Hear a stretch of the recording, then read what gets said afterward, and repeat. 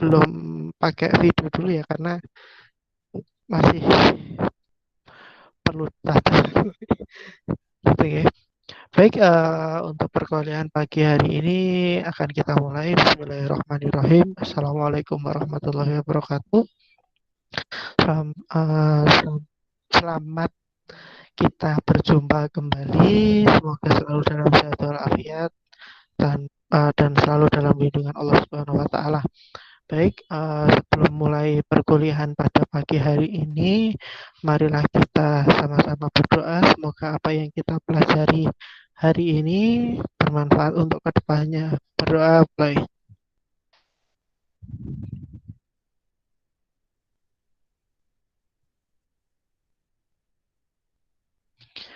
Selesai. Baik, saya ulangi kembali yang ini baru masuk. Baik, untuk kemajuan progres masing-masing kelompok nanti akan selalu saya tanyakan di masing-masing grup aja ya. Jadi untuk khusus ketika waktu jam perkuliahan ini akan saya bahas untuk membahas tentang materi-materi yang perlu saya sampaikan dalam perkuliahan, terutama di sinematografi. Baik, pada hari ini kita akan memasuki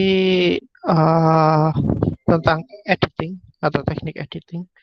Jadi ini istilahnya langkah yang paling penting dalam pembuatan film. Jadi yang pertama memang kan ada praproduksi, terus waktu produksi dan pasca produksi. Jadi di situ salah satunya adalah teknik editing. Teknik editing tidak mungkin dilewati karena memang ini adalah langkah yang harus dilakukan dan untuk memilah, dan mungkin ada yang bisa digunakan, ada yang tidak, dan untuk memberikan benar-benar nyawa dari film tersebut. Jadi pada prinsipnya pengambilan gambar maupun editing itu adalah hal yang paling fatal, dan paling fatal lagi adalah pembuatan skrip. Jadi di situ harus saling berkesinambungan. Makanya dari awal Pak Widi selalu mengatakan pembuat skrip, kameramen dan editor itu harus sinkron. Jadi chemistry-nya harus dapat kayak gitu. Jadi memang sangat perlu. Jadi nanti silahkan dirembuk bagaimana, terus nanti Pak Widi tanyakan alur ceritanya itu nanti rencananya bagaimana. Jadi biar lebih asik nanti ke depannya untuk ya seperti yang dikatakan Mas Gunrok yang kemarin itu. Jadi seorang editor ya kalau tidak didukung seorang kameramen dia akan cepat sakit jantung dan ya modelnya seperti itu. Jadi memang harus sinkron antara si pembuat skrip, kameramen, dan editor. Kalau talent mungkin masih bisa diarah-arahkan, tapi kalau untuk tiga hal itu akan susah kalau tidak memiliki chemistry yang kuat di dalam.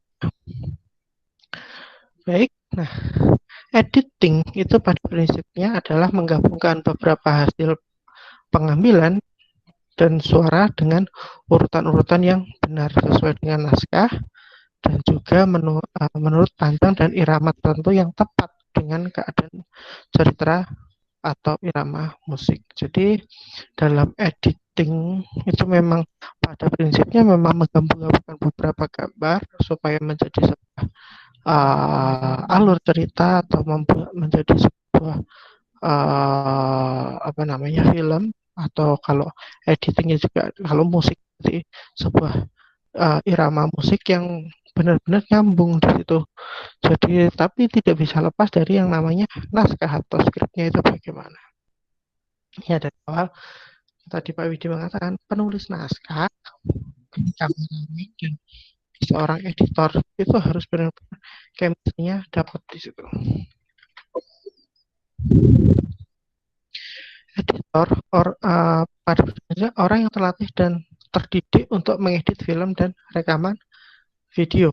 Jadi ya kita sama-sama belajar aja, tidak Tapi memang nanti kalau bisa yang seorang editornya ya biasa editing video. Nanti akan Pak Widi jelaskan harus yang kalau editor pro itu bagaimana, terus bagaimana cara menjadi belajar menjadi editor, atau kalau pengen di bidang editor sinematografi atau bagaimana, itu nanti akan saya arahkan, saya apa namanya, jelaskan di situ nanti via video saja. Nah, ada dua macam editing. Yang pertama ada offline dan online editing. Linear editing itu prosesnya pasca produksi yang masih menggunakan banyak peralatan editing profesional, player, recorder, monitor, ECU, dan editing control unit. Kalau ini memang pada prinsipnya Pak Widi menjelaskan seorang editor atau proses editing dengan peralatan yang profesional. Tapi pun sekarang apa namanya, menggunakan komputer-komputer dengan spek tinggi, itu bisa diringkas peralatan-peralatan ini dengan di sistem komputer. Jadi nanti tak jelas. Nah, dulu ada kayak ini monitor, set, ini player. Nah, ini memang contoh-contoh alat linear editing. Nah, prosesnya memang ECU, ini player, monitor, recorder. Jadi pada prinsipnya cukup ribet. Tapi ya kalau ini peralatan profesional, tapi kalau yang biasa cukup komputer saya kira sudah sangat cukup. Aduh, ini belum saya turun.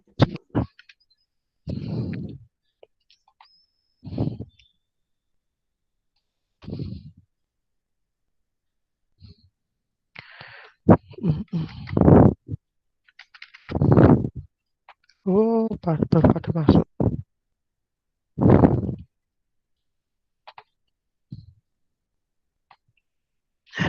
Yang selanjutnya adalah non-linear editing.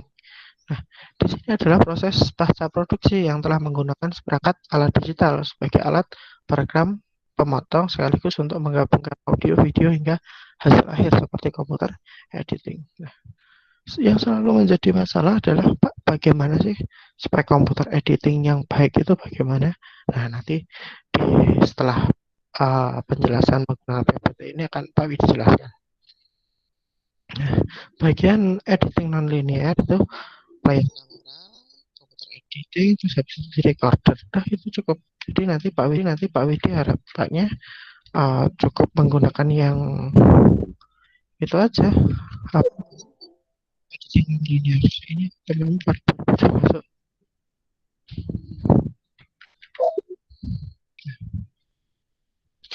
Dua sistem linear editing itu kan ada offline sama online editing. Nah, offline editing itu pengerjaannya secara sekunder atau editing yang dilakukan untuk memperoleh hasil yang masih kasar atau raw, menyusun gambar yang dipakai dan membuang yang salah. Cara ini biasanya dilakukan dengan menggunakan PowerPoint atau hasil duplikat dari bahan-bahan siaran yang asli dan bukan digunakan untuk editing. Makanya biasanya offline editing itu kondisinya dia adalah masih mentah di situ. Sedangkan online editing, nah ini biar temanmu masuk.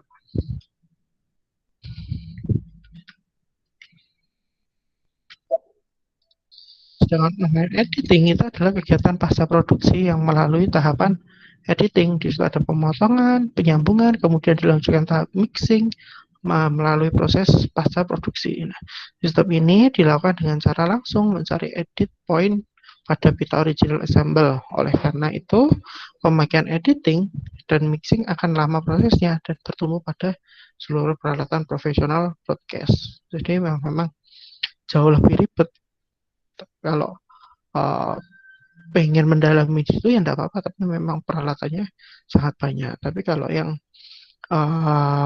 satunya tadi itu lebih ringkas, jadi seperti itu. Bisa di rumah, kalian bisa editing dimanapun. Nah, ada 3 cara dalam online editing. Yang pertama cut editing, payroll plus mixing. apparel editing plus mixing. Terus pasca produksi itu ada edit dan mixing. Ini teman pada masuk.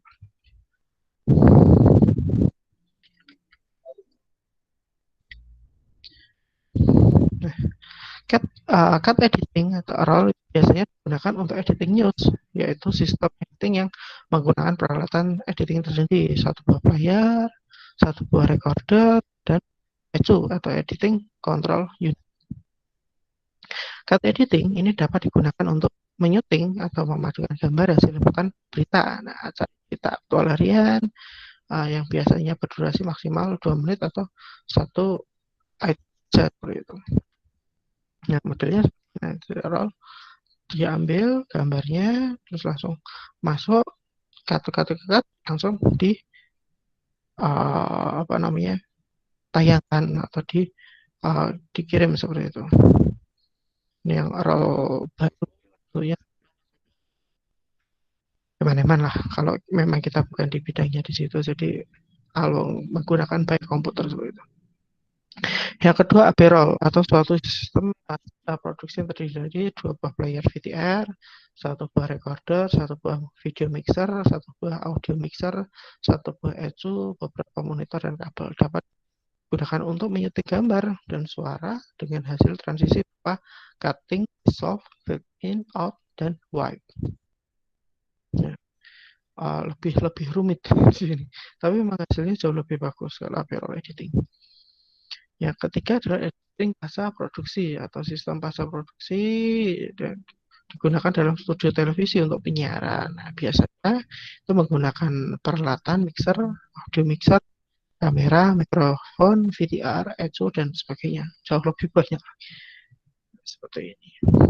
Biasanya di sini ada tampilan atau yang kita rekam itu di depan kamera, ada kamera 1, 2, 3, terus masuk video mixer, dan ada ECU, audio juga langsung masuk ECU, baru masuk MCR.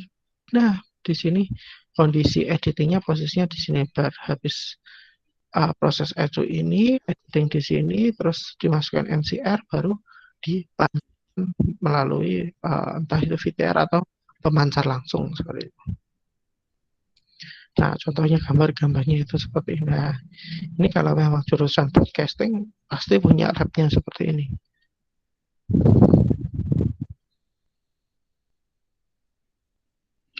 Nah, peran dan tanggung jawab editor yang pertama praproduksi. Seorang editor merencanakan sistem kerja yang akan diterapkan pada proses pembuatan acara televisi. Nah, menganalisa atau memahami skenario. Yang ketiga, memberi masukan kepada sutradara dalam suatu gaya pengemasan pakaian dibuat. Nah, ketika produksi, seorang editor berperan untuk mengingatkan sutradara shoot yang terlewatkan di dalam pengambilan gambar. Yang kedua, memberikan saran kepada sutradara untuk membuat shoot tambahan jika materi yang telah ada masih dinilai kurang baik. Yang ketiga, membuat laporan time code atau pada proses syuting. Nah, ketika pasca produksi, dalam hal ini berperan menjadi seorang editor itu berperan untuk menggabungkan shot hingga menjadi sebuah scan atau adegan. Nah, peranan editor di sini juga merupakan proses paling akhir dalam pembuatan suatu karya audio visual. Dalam proses ini, editor memegang peran penting dalam penyusunan gambar sehingga menjadi suatu kesatuan cerita yang utuh dan sesuai dengan cerita yang diinginkan. Tahap editing yang pertama ada previous screening, capture, logging, assembling, fan cut and trimming. Nah, di situ. Ini kita skip aja di sini, nanti yang terpenting esensinya di sini bagaimana. Nah, proses mastering di situ yang perlu kita amati yang pertama adalah color grading, di mana tiap gambar yang telah selesai diedit perlu dikoreksi warnanya agar dapat persamaan warna, karena kan dari awal Pak Widi sudah mengatakan seorang kameramen harus paham betul terutama kameranya, gambarnya itu bagaimana, Jadi kualitas gambar di sini yang juga nanti sangat pengaruh, terutama bagian editing. Oh, Puji suaranya udah dengar belum buat Puji? Tadi sempat putus-putus Pak, sekarang udah jelas. Mendingan mungkin saya juga belum sarapan kok agak sulit. Oke. Ya siap. Ya. Nah, jadi dalam seorang kameramen harus benar-benar tahu hasil yang dihasilkan dari kamera itu bagaimana. Apakah warnanya yang diunggulkan atau mungkin sensitivitas frame-nya yang diunggulkan. Jadi harus paham kalau bisa memang kameranya, kalau memiliki banyak kameranya kurang lebih sama hasilnya, supaya si editor juga tidak bingung dalam nanti koreksi warna. Jadi gambar pertama, angle pertama warnanya terang, angle kedua warnanya down, itu kan malah bahaya, dan sing pusing nanti editornya itu biasa. Nah, di sini itu nanti kita dalam color grading di sini itu yang perlu dipahami adalah image control, terus color balance, color correction, atau memakai software terpisah seperti Adobe After Effects dan Magic Bullet. Tapi kalau ini memang butuh seperti Adobe After Effects, spek komputernya yang harus cukup tinggi, karena memang di situ nanti prosesnya butuh RAM yang cukup besar di situ. Nah, seperti membuat Homer, terus membuat Harry Potter itu pakai Adobe After Effects, Adobe After Effects itu. Titling. Nah, pada tahap pemberian title ini, editor biasanya menggunakan software pendukung antara lain Adobe After Effects 6.5, Adobe Photoshop 7.0 untuk membuat counting leader, bumper, dan bumper out. Sedangkan untuk nama grup pada opening scene, jadi editor cukup menggunakan title design dan effect fade out yang sudah tersedia biasanya di Adobe Premiere. Nanti 5 Adobe Premiere sudah ada sih. Kemudian untuk credit title, editor membuat tulisan muncul secara roll berjalan dari bawah, itu yang biasanya dari bawah ke atas kayak gitu. Nah, audio mixing itu memang proses penyuntingan gambar dengan audio supaya pas. Hati-hati kalau memang menggunakan dubbing, harus dipakai kecepatan antara yang ngomong, yang ada di gambar itu yang lagi ngomong, sama yang pengisi suaranya. Jadi kok ojo kayak iklan-iklan kayak kita sing artisnya ngomongnya dalam ucapan bibirnya itu lagi ngomong apa, tapi suaranya yang keluar apa, sering kan. Karena memang biaya untuk produksi seperti itu kan juga mahal, hasil para iklaners yang ada di TV itu alung editing menjadi dubbingnya saja biasanya seperti itu. Tinggal belakangnya nanti ganti aja produknya, mungkin ganti kemasannya atau bagaimana, biasanya seperti itu. Nah, di situ ada banyak, bisa pakai Adobe Audition, Cool Edit Pro, Wavelab, dan lain-lain banyak kalau untuk audio effect di situ. Selanjutnya ada rilis master. Nah, tahapan ini proses editing telah selesai dilakukan, lalu hasil akhir diekspor dalam bentuk movie. Itu terserah mau pakai yang format apa, tapi kalau biasanya memang format terbaik adalah AVI. Cuman memang nanti hasilnya mungkin bisa bergiga-giga atau mungkin berpuluhan giga, kan eman-eman HTC, mungkin nanti langsung aja dibuat MP4 seperti itu. Nah, mengenal berbagai transisi video itu ada banyak, ada cutting, crossfade, dissolve, wipe, iris, backbeat. Nah, di situ nanti kalian seorang editor itu memang harus jeli efek-efeknya itu. Silakan coba-coba dulu aja, enggak apa-apa. Karena memang seorang editor itu biasanya dilihat dari jam terbangnya dan hasilnya itu seperti apa. Semakin tinggi jam terbangnya, maka dari itu pengalamannya jauh lebih besar dan pastinya hasilnya pasti akan jauh lebih bagus di sini. Biasanya seperti itu. Tapi kalau dia tidak mau berkembang, ya alhasil pasti gambarnya seadanya seperti itu. Oke, ini Pak Widi akan memutarkan 2 video, silakan disimak betul-betul tip-tip menjadi seorang editing dan bagaimana caranya memilih laptop untuk video editing seperti itu. Sebentar.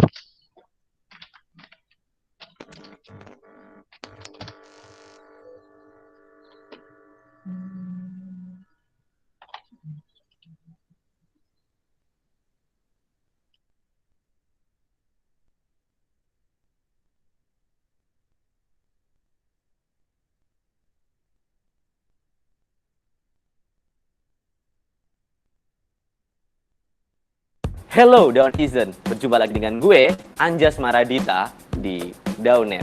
Bedanya episode kali ini sama episode sebelumnya adalah gue kali ini akan sharing, bukan ngajarin tapi sharing, oke? Yang basically dari pengalaman gue sendiri sebagai videographer. Sebelum gue jadi tutor, gue itu terlibat banyak di bidang-bidang lain, seperti visual effect designer, videographer, atau pembuat video profil dari banyak banget institusi ataupun sekolah-sekolah.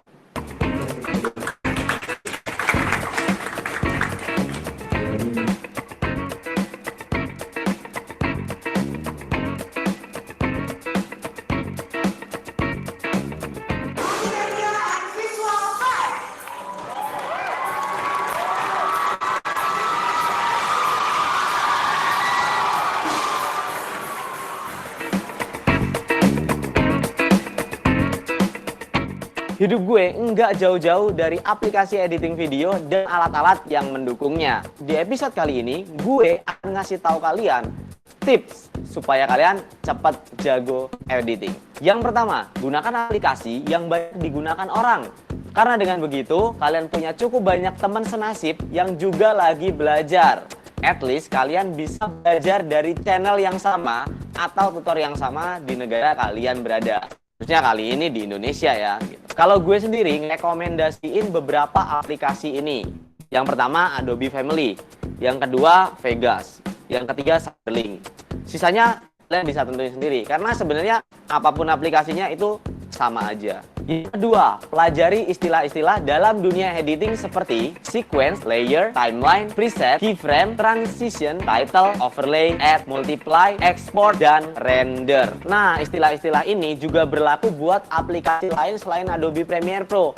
Jadi aplikasi lain juga sama aja istilahnya kayak gini. Kalian harus tahu istilah-istilah itu supaya kalau kalian dengerin tutor atau kalian ngobrol sama videografer lain, kalian tuh nyambung. Yang ketiga, sempatkan waktu untuk mengisi apa yang ada di atas leher. Jadi maksud gue gini, kalau yang di bawah leher kan baju, celana, ya kan, kayak apa, sepatu gitu. Tapi yang di atas leher apa?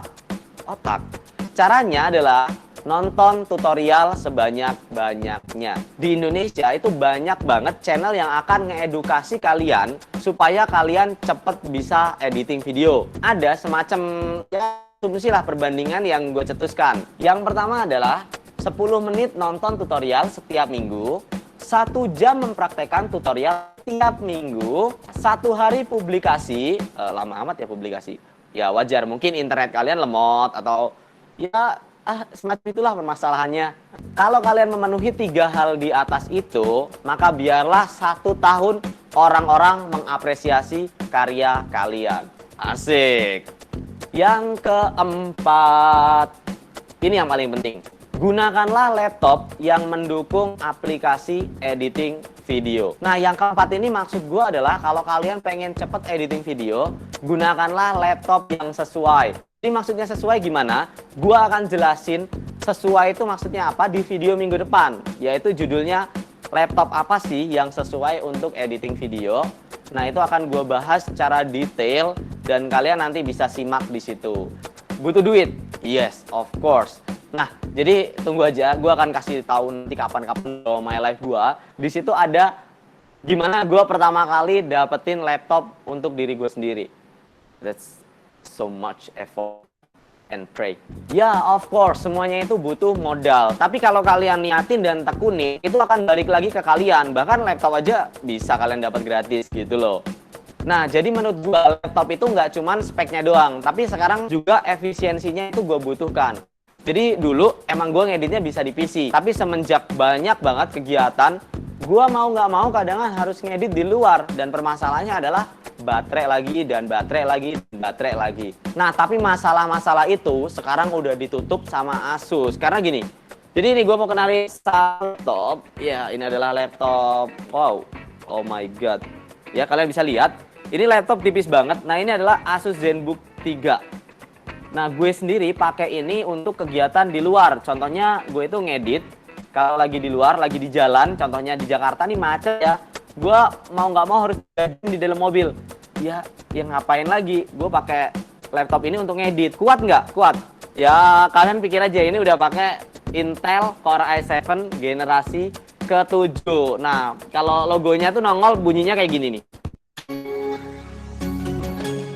Nah, selain itu, walaupun dia udah pakai Intel Core i7 generasi ke-7, tapi baterainya ini loh, kuatnya bukan main, itu sampai berjam-jam. Nah, kalau buat ngedit ini oke banget. Bahkan gue pernah masukin footage 4K dan serius ini di sini bisa diedit.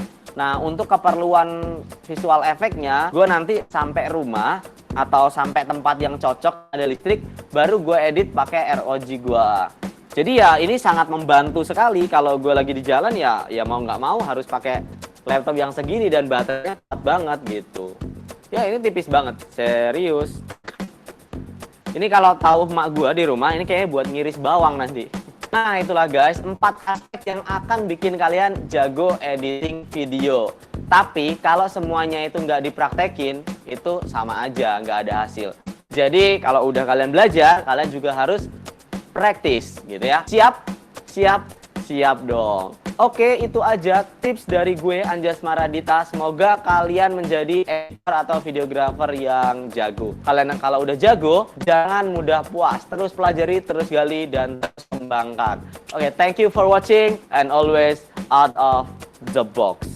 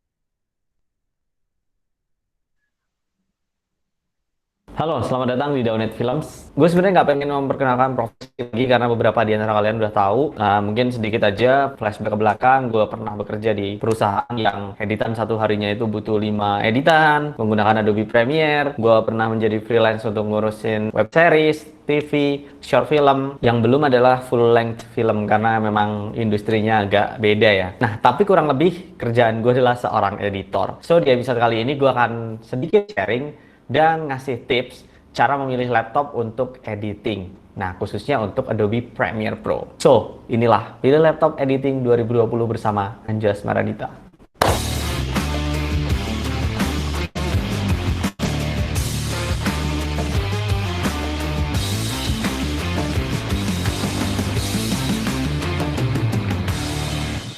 Sebelumnya gue mau kasih tahu dulu kalau 2 tahun lalu itu gue juga buat video yang sama. Tapi saat itu versi Adobe itu baru 2018 kalau nggak salah. Atau 2017. Dari segi tuningnya udah lumayan beda. Specification requirement-nya juga sedikit beda. Jadi gue memutuskan untuk membuat video ini kembali. Dan kalau misalnya kalian ngira ini karena sponsorship doang, karena 2 tahun lalu pun gue pure membahas mengapa Intel untuk editing video. Jadi di episode kali ini pun gue masih di pendirian yang sama dan banyak alasannya sebenarnya. Oke, kalau misalnya kita ngomongin soal editing di tahun 2020, kita harus mulai dari persyaratan laptopnya itu sendiri. Nah, untuk Adobe sekarang masih sedikit pelebarannya, tapi untuk minimum requirement-nya yang bisa diinstal itu adalah Intel Core i3. Ada brand lain tapi equivalent, jadi artinya Adobe belum dioptimize atau belum kenalan banget sama brand itu. That's why kita fokus ke Intel untuk episode kali ini. Nah, tapi untuk better performance pakai yang paling bawahnya. Kalau bisa kalian pakai Core i5 karena lebih tinggi dari Core i3 dan memang disarankan karena itu spek rekomendasi. Jadi paling nggak kalian harus menggunakan Core i5. Nah, banyak orang yang ngomong juga kalau editing video itu butuh banyak banget RAM atau haus RAM. Tapi tenang aja, kalau misalnya performa dari prosesor kita itu lumayan oke, RAM itu bisa diringanin dengan nanti ada teknik namanya render into out. Kita bahas nanti pas di bagian RAM ya. Lalu selanjutnya adalah storage. Nah, untuk membantu RAM, nah sebenarnya nggak ada hubungan langsungnya, tapi kalau misalnya kalian pengen membantu RAM kalian, itu usahain storage-nya pakai SSD. Karena dia akan berhubungan dengan render into out namanya. Editing video itu kan kalau misalnya playback-nya real time, itu haus banget akan RAM-nya ya. Posisi dari playback itu sendiri, itu bisa dioper sementara ke SSD. Dengan catatan ya tadi, prosesornya harus enak buat render into out. Udah pengen ngomong gue. Ada namanya Intel QuickSync dan juga fitur Adobe yang emang udah optimal banget di Intel. Itu loh, makanya gue dari tadi pengen ngomong. Banyak orang yang bilang juga brand ini, brand ini, brand ini, brand ini gitu ya. Tapi sebenarnya kalau untuk Adobe sekeluarga itu paling optimal ya di Intel. Karena memang dari Adobe-nya sendiri, dari websitenya sendiri udah nulis jelas bahwa di sana terdapat fitur akselerasi atau bahkan fitur-fitur yang mendukung di Intel sendiri dengan format-format yang ada di Adobe atau fitur-fitur yang ada di Adobe. Lalu banyak orang juga yang mamerin hasil performa dari Adobe-nya. Tes misalnya render misalnya kencang banget.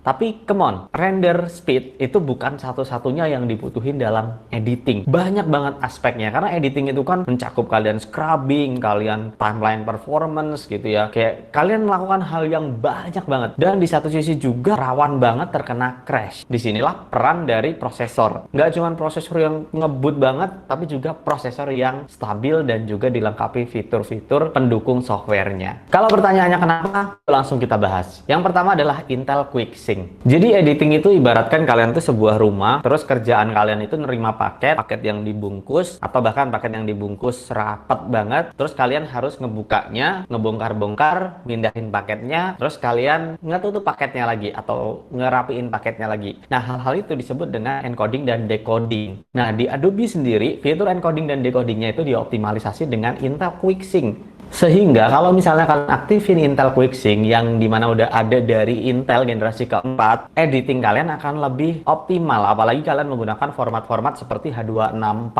gitu ya, yang memang udah dioptimalisasi banget sama Intel. Nah, kalau misalnya kalian pakai mentahannya Sony tuh, XAVCS tuh, wah itu mantep banget karena emang formatnya editable banget. Walaupun kalau di preview warnanya suka aneh, tapi kalau edit pakai Intel itu bener-bener enak banget. Nah, kurang lebih kalau ngomongin paket tadi, Intel QuickSync itu adalah kunci kunci yang cocok untuk ngebuka paketnya. Dia bisa ngebongkar dengan baik, dia bisa nge-wrap dengan sangat rapi, dan juga kompatibel sama paketan yang masuk gitu. Kalau misalnya di luar sana ada paketan lain yang tipenya ya silahkan pakai, tapi kan sekarang kita ngomongin Adobe, di mana paketannya ya yang punya Intel Quick 6. It just work. Nah, it just work itu maksudnya gimana? Ketika kita menggunakan Intel, nah Intel dibandingkan dengan yang lain, itu Intel bekerja optimal, maksudnya nggak terlalu banyak bug gitu ya. Ya banyak yang ngomong, kata siapa.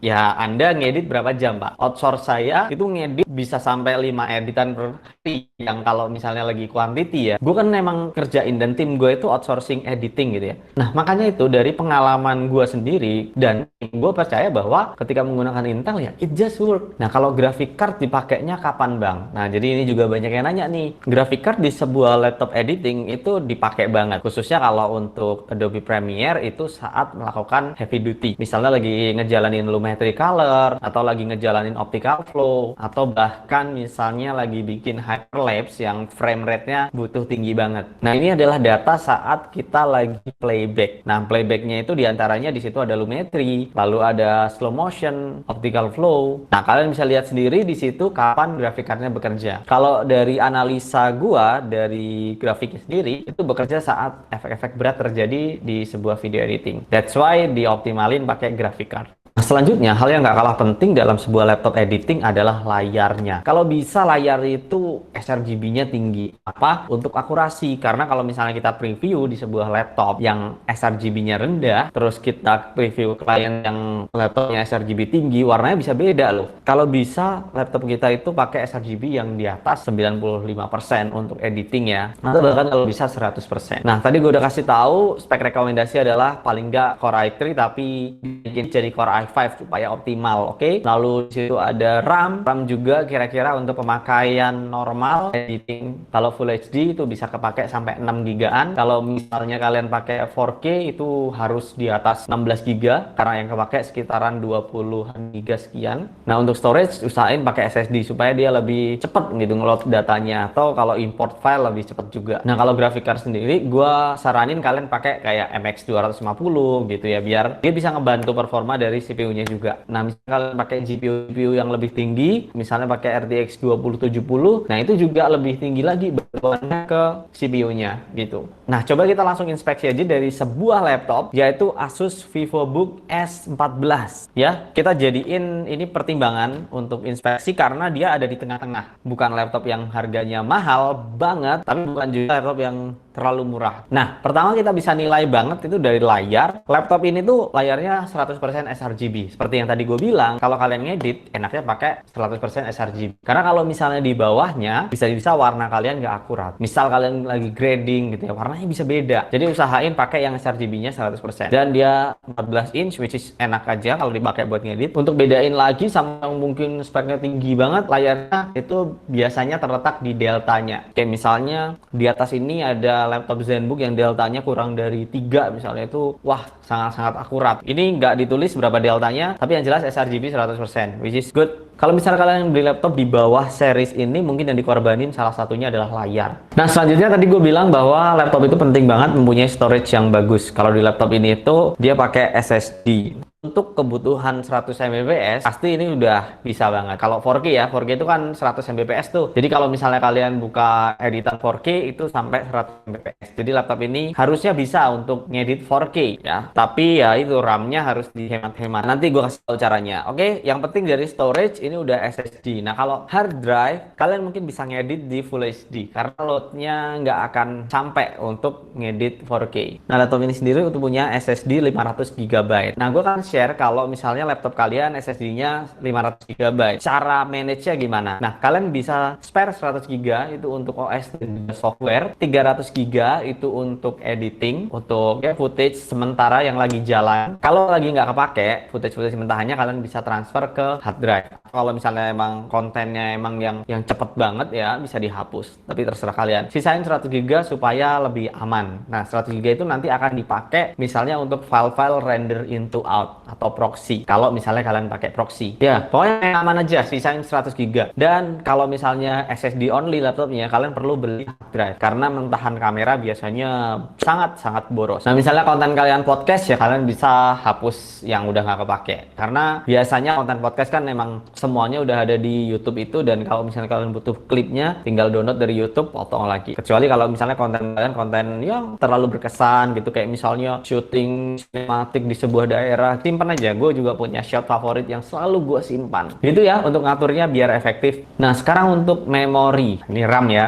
RAM di laptop ini sayangnya masih 8 GB, dan kebutuhan untuk 4K itu tadi gue bilang 24 GB. Nah caranya adalah saat kalian preview itu kalian buat jadi seperempat dari 4K itu sebenarnya Full HD. Dan ketika kalian play Full HD di layar Full HD itu sebenarnya nggak kelihatan banget kalau itu kalian play seperempat gitu teman-teman. Jadi nggak usah khawatir ngedit 4K dijadiin previewnya seperempat, karena sebenarnya di laptop yang Full HD file 4K-nya nggak terlalu kelihatan banget, kecuali hasil ekspornya di YouTube. Nah itu baru kelihatan. Nah untuk yang RAM-nya kecil kayak gini, ini nggak kecil sih tapi pas lah bisa dipakai, itu kalian harus rajin render into out, karena kan kalau kita play itu haus banget RAM-nya. Nah kalian render into out itu akan otomatis disimpan di SSD sementara, jadi kalau di play lagi RAM-nya nggak terlalu kepake banyak. Itu enaknya kalau misalnya kalian pakai Core i5 gitu ya sama SSD gitu, jadi RAM-nya bisa lebih kecil karena emang banyak kerjaan yang emang diekspor jadi proxy atau di render into out, dijadiin file sementara. Ingat untuk render into out sisain tadi 100 GB biar lebih aman. Selanjutnya adalah GPU. Nah ini GPU ini banyak juga yang menjadi pertimbangan laptop untuk ngedit. Nah Adobe sendiri sebenarnya untuk performanya itu lebih ke CPU banget,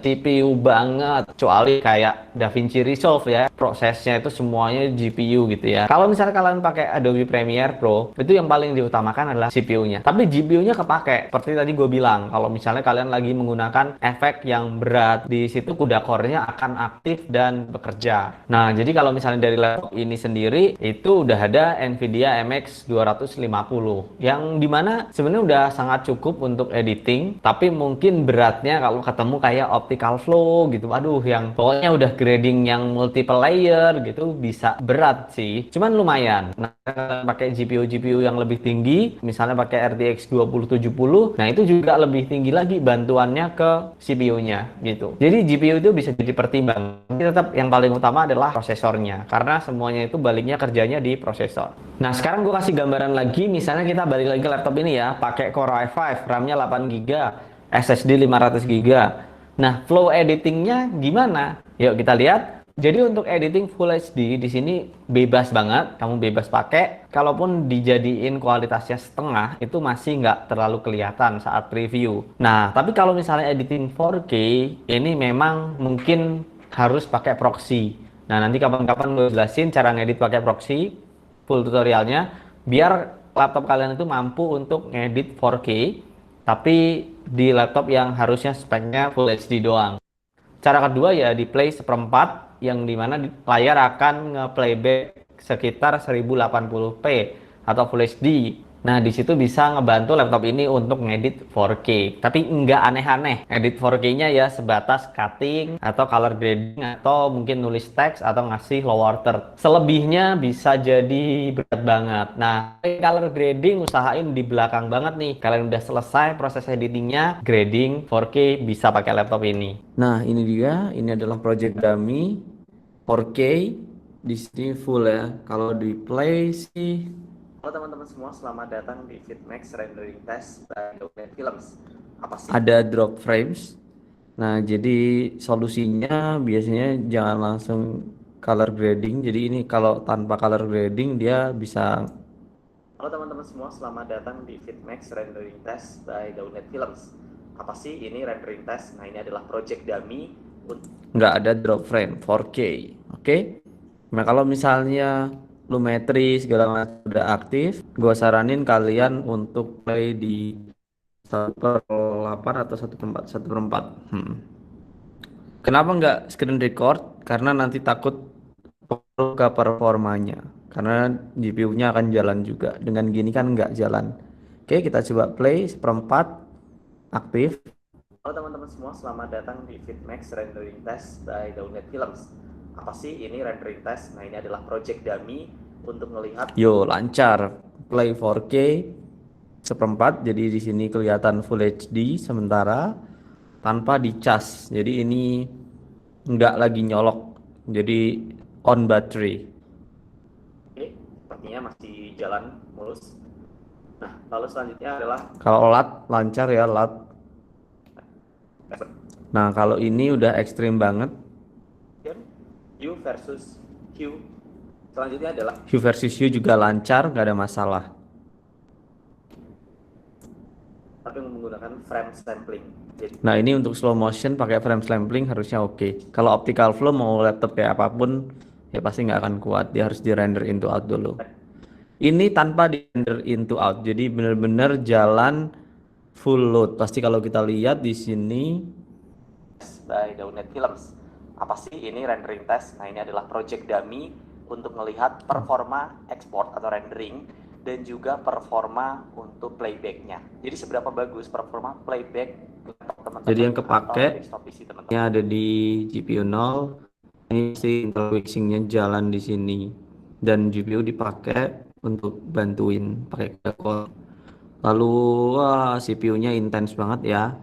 RAM juga itu hampir pakai semua, sekitar 5 gigaan kepake. Teman mau play misalnya Full HD ya kira-kira seginilah kebutuhannya. Tapi nggak usah khawatir, nggak usah terlalu 4K 4K-an banget, karena zaman sekarang 4K itu cuma dipakai buat benchmark. Untuk kebutuhan content creation sebenarnya Full HD aja cukup. Mungkin 2-4 tahun ke depan orang masih play Full HD, karena layar-layar juga siapa yang pakai 4K, sedikit banget kan. Nah, kalau kalian nyari laptop editing itu juga cari value tambahan. Nah, value tambahan ini bisa berupa value yang nggak ngaruh ke performa, ada juga value yang ngaruh ke performa. Nah, value yang ngaruh ke performa itu gimana? Misalnya di sini untuk cooling sistemnya itu bagus. Nah, itu ngaruh ke performa. Kalian lihat misalnya sebuah laptop ada ergo lift-nya. Nah, itu value yang ngaruh ke performa, karena dengan begitu CPU-nya nanti akan lebih kencang lagi. Nah, kalau laptop ini sendiri ada value lain misalnya Harman Kardon. Nah, itu nggak ngaruh ke performa, tapi kalian lebih enak aja dengerin musik, nonton video, atau ngedit tanpa pakai headset pun enak ini. Jadi, itu value yang ditambahin dalam sebuah laptop editing yang mungkin secara performa ya nggak begitu mempengaruhi, tapi enak aja, nyaman gitu, karena itu yang bisa dibeli dari sebuah laptop. Tapi yang paling penting dari sebuah laptop editing adalah bagaimana hardwaremu itu dioptimalin untuk software yang ada ini. Misalnya tadi Core i5 itu memang udah dioptimalin untuk Adobe. Jadi Adobe akan berjalan sangat-sangat baik di sini. Harganya adalah 14,9 juta untuk Core i5, 15,9 juta untuk Core i7. Nah, tapi jangan dilihat dari satu sisi doang. Misal contohnya itu Intel, mereka emang agak lebih mahal sedikit, tapi mereka jual solusi di sini, di mana memang hardware-nya dioptimalisasi untuk Adobe Premiere gitu.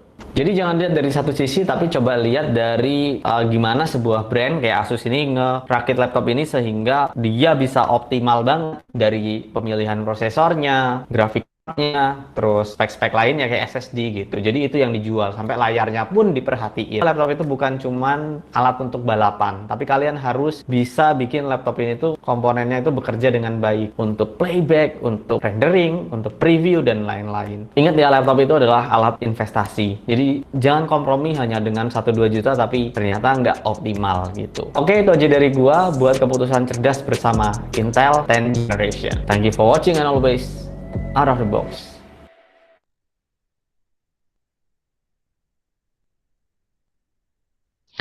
Oke, itu tadi beberapa video yang bisa menjadi pertimbangan, tapi bukan menjadi patokan untuk mata kuliah sinematografi ini.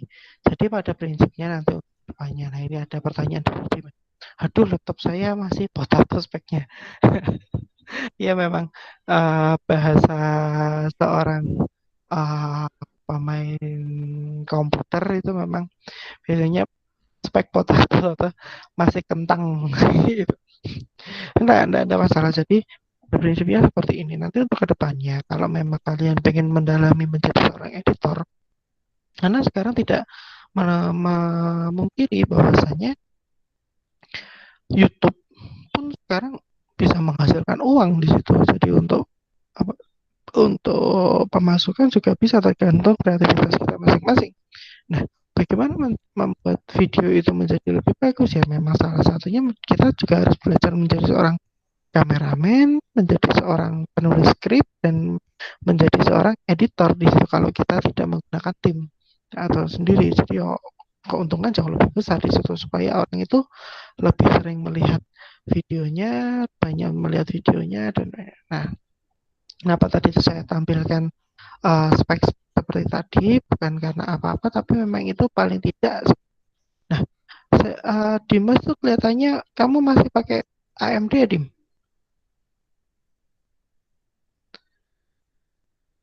Dimas, apa dia ketiduran di saat? Oke, tidak jadi masalah. Kalian menggunakan Intel, kalian menggunakan apa namanya dari AMD. Yang terpenting itu untuk editing normal tidak terlalu ekstrim adalah storage sama grafiknya di situ. Walaupun kalau aplikasi kita kembali ke masing-masing karena aplikasi itu sesuai dari komputer masing-masing. Ya tidak memaksakan juga. Pak Widi kan dari awal udah mengatakan Pak Widi tidak memaksakan kalian pakai nanti aplikasi Adobe Premiere atau pakai aplikasi editingnya menggunakan handphone atau menggunakan Vegas atau menggunakan yang paling mudah Ulit atau apa namanya Windows Movie Maker atau apa itu tidak masalah Pak Widi. Yang terpenting kalian membuat sebuah produk di mana produk itu memang konsep sinematik di situ. Kenapa? Loh, terus prosesor yang bagus itu yang mana? Intel apa AMD? Gak ada yang bagus, semua ada plus minus. Cuman memang kalau untuk Pak Widi review dari dua prosesor itu memang dia ada keunggulan masing-masing. Kalau AMD biasanya rata-rata digunakan untuk gaming. Tapi kalau i7 itu untuk programming, editing, gaming itu juga sudah sangat bagus. Makanya harganya biasanya jauh lebih mahal di situ. Nah, untuk apa namanya graphic card itu Pak Widi lebih suka ke GeForce, Nvidia GeForce. Entah itu seri MX, GTX, kalau ada yang apa namanya rezeki lebih bisa di RTX. Nah, itu akan sangat membantu. Apalagi Pak Widi lebih suka komputer yang memang untuk editing dan gaming. Untuk game biasanya memang Pak Widi minimal harus GTX. Nah, prosesor ketika ingin memilih komputer itu harus diperhatikan kode-kode yang ada di belakang. Ada kode biasanya I7 bla bla bla bla U. Nah, UHQ itu adalah kode di mana performa dari prosesor itu sendiri. Kalau memang performanya pengen mencari yang tinggi, cari aja yang kode H. Tapi memang kita harus apa namanya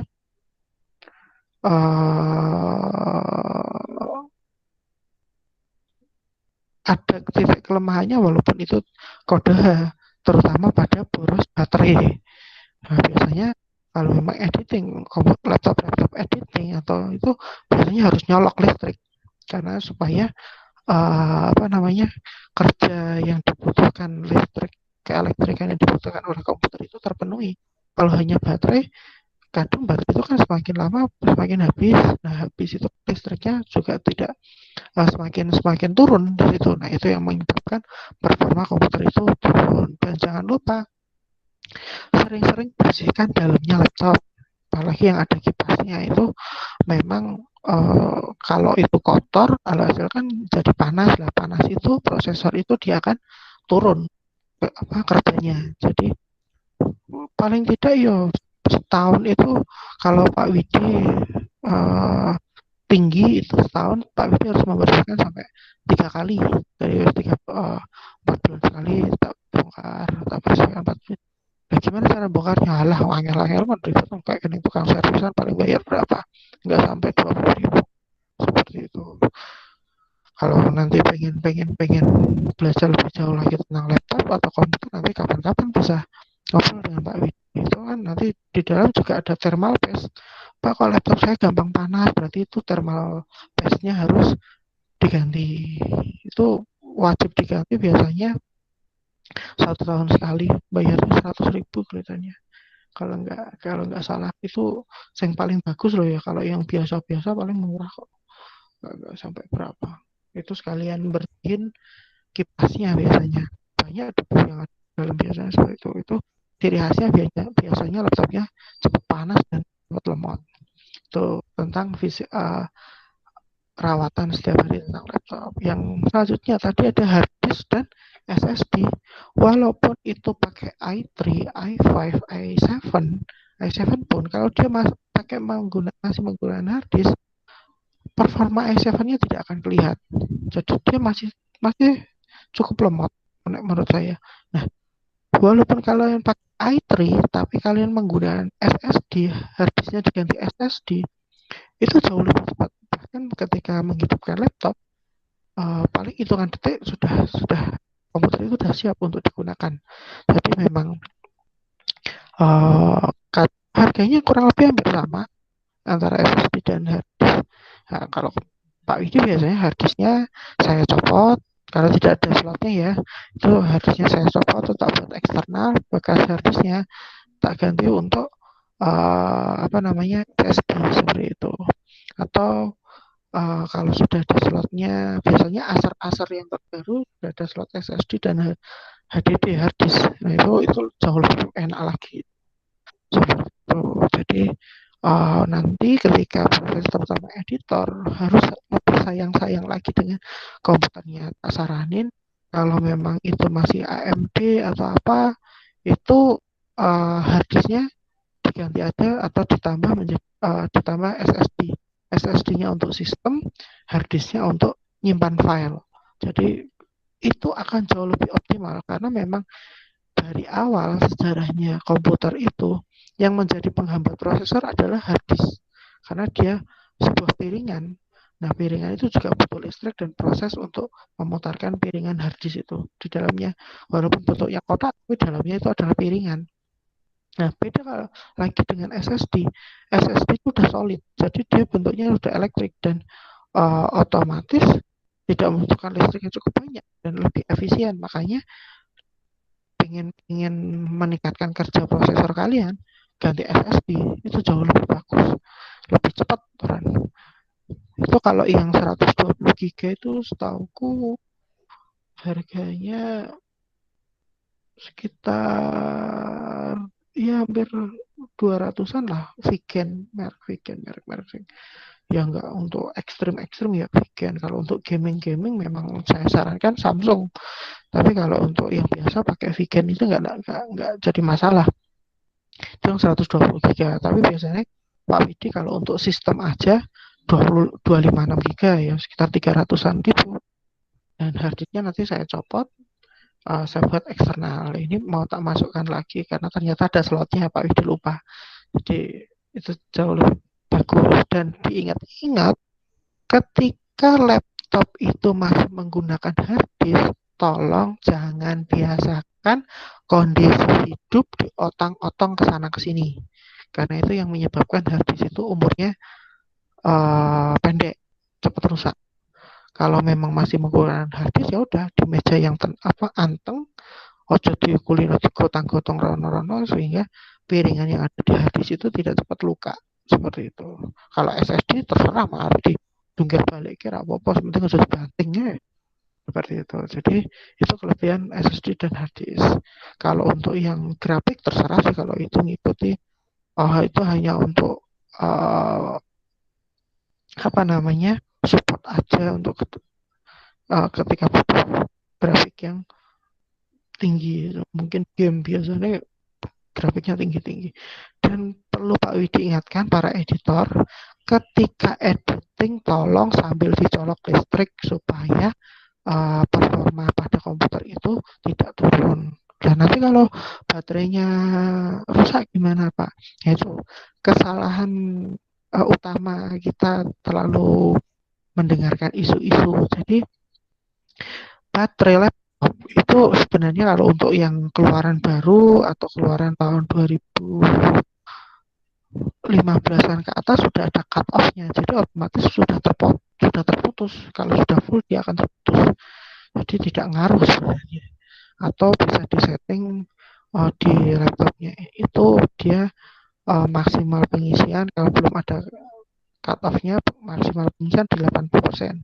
Jadi dia tidak sampai full sehingga baterainya jauh lebih awet seperti itu. Jadi nggak ada alasan baterainya enggak seperti itu, karena memang prosesor dan motherboard laptop itu dia membutuhkan listrik yang besar, apalagi seri-seri untuk laptop gaming, editing, wah itu kalau nggak sambil dicolok mustahil. Laptop gaming itu paling kuat, baterainya paling bagus ya mentok 3 jam, dan kalau main game harus dicolok, nggak bisa kalau nggak dicolok pasti frame gambarnya dia akan turun atau kecepatannya dia akan turun seperti itu. Tapi kalau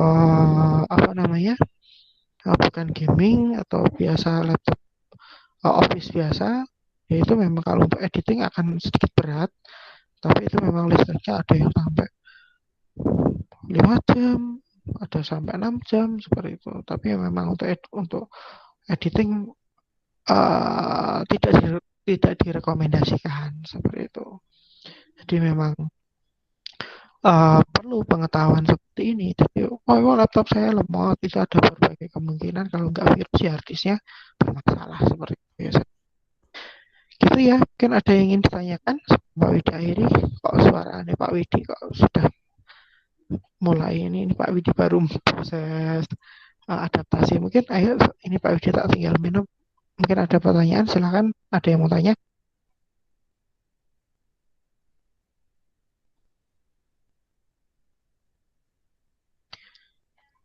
Gimana? Nggak ada yang ditanyakan? Mungkin siapa di sini? Ihsan nih biasanya yang ahli tanya. Ya, helikopter ya Ihsan. Gimana Ihsan? Ada yang ditanyakan nggak?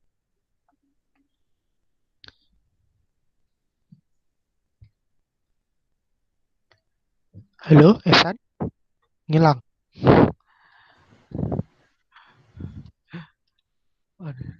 Tidak ada Pak. Tumben suara kamu nggak pakai suara ngetik. Ahli chatting ya biasa nih.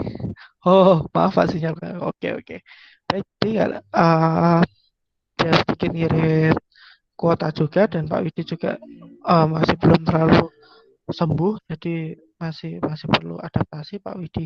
Kalau memang tidak ada pertanyaan, Pak Widi akhiri dulu via Google Meet, nanti kita lanjutkan via WA.